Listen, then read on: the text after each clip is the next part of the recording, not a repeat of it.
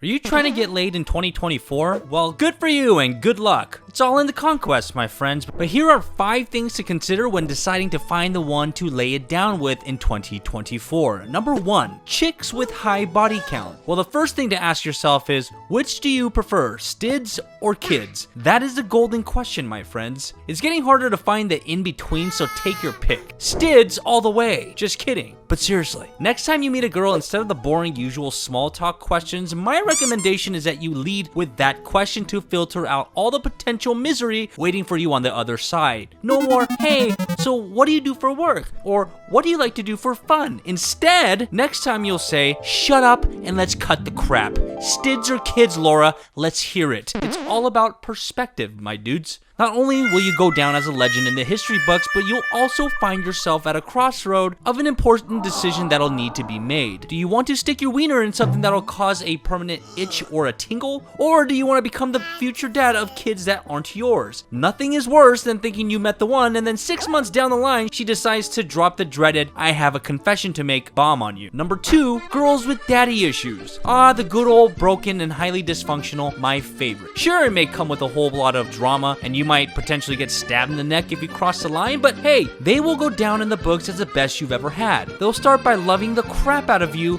and spoiling you and keeping your nuts emptier than P. Diddy's used oil bottle collection. That'll all change swiftly though, overnight, I might add, as she finds somebody else that gives her a glimpse of attention where she'll then turn it on you and tell you how much of a narcissistic crap you are. That'll be after she keys your car and smashes your car window and spray paints the word a-hole across the driver's side door. The other lingering problem that will result is that this may even potentially screw you up in your future relationships. Everything will seem way too vanilla after you mess around with these girls for a while. Sure, missionary is all good and dandy, but after you've been twisted up like a pretzel while screaming for dear life as you're about to splooge, schmex just doesn't feel the same anymore. Number 3, the feminist boss lady. The first thing that should come to your mind when you come across your typical hashtag boss girl chick should be a dominatrix. Yep, full-blown, skin-tight leather outfit with a whip and a gag ball. For you. You might want to ask yourself if you think you can get fully torqued while she's dripping hot wax all over your back while whipping your bare ass until it bleeds and telling you how much of a failure you are at life. For me, not so much, but hey, everyone has their fetishes. They'll get even more turned on based on your level of suffering that she can visibly see. You'll get some bonus points if you start crying, but hey, after all that, if she lets you smash, then I guess you both win, right? Just make sure that you get to do that before she busts out the 10-foot anal beads.